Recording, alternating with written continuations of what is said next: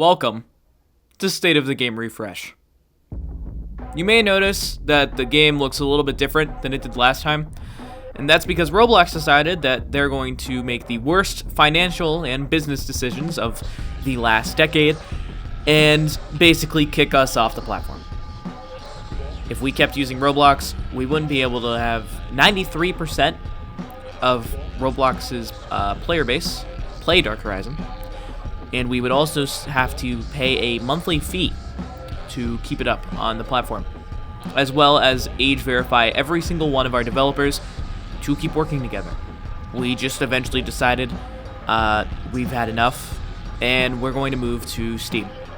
So before this video starts, I would like to say, please wishlist the game on Steam, tell your friends about it. It would help us a lot in the long run, and we are planning to have early access out this year with a playtest coming soon.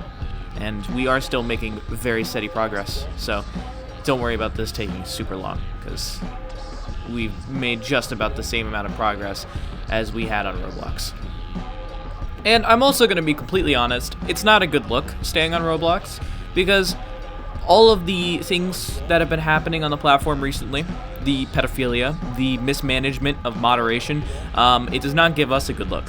I do not want to make a big, huge project that's meant to basically be a retelling of my favorite game on a platform that is directly supporting people that hurt children. Okay, so now on to the actual progress of the game. Originally, when we put the game onto Steam, we were using Unity, and since then, we have moved to Godot, mostly because we realized that Unity was going to be way too hard to work with, especially after our experience with Roblox, and the only thing we were really doing it for was the shader support. We eventually understood that by now, Godot had the same shader, kind of visual shader graph support that Unity has, and it would overall just be a better option. We've made significantly more progress on Godot than we have on Unity, and we're about on par with where we were with the Roblox version. The only thing we're working on right now is the weapon system. In the past few days, we've actually fully completed the interaction system that we had on Dark Horizon, and just need to add support for light switches, power switches, and everything else. However, it is still basically one-to-one with how it works on Roblox, with everything being so modular that we can even add other classes basically on the fly. It takes about 5 minutes to just program something, and then now we have an entirely new interactable object. We've also designed our own collection of sounds for doors and such. Currently we only have 4, but they're all split up into different categories. So we have sounds for the door opening, door closing, door squeaking, and the handle moving. Obviously, these will all mix together in game, and they are all timed appropriately.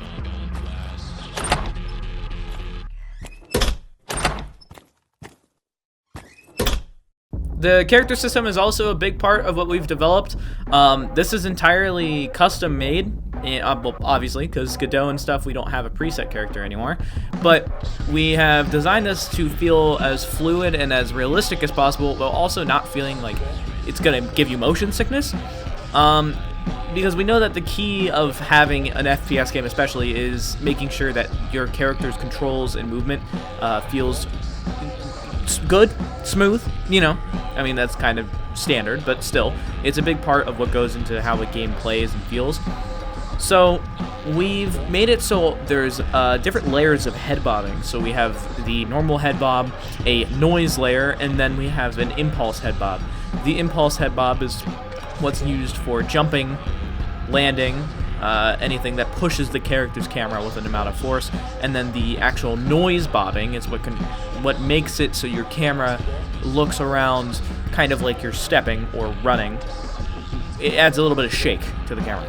With the weapon system itself, the player's gun is actually mounted onto the camera and then has its own bobbing and controls as well, where it will always be reset back to the initial position, but it can still move around freely. So we can simulate kind of recoil control and stuff by having it so the gun goes right back to the position it was originally pointing and positioned at. On top of that, the inventory system itself is extremely modular.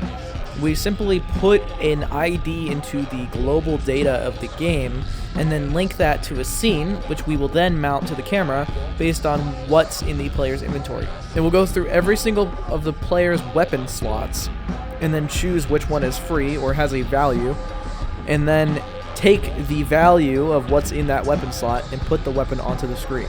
Anyway, that's about all we have right now. We are making, like I said, a lot of progress, so make sure to wishlist the game on Steam and join our Discord for more updates.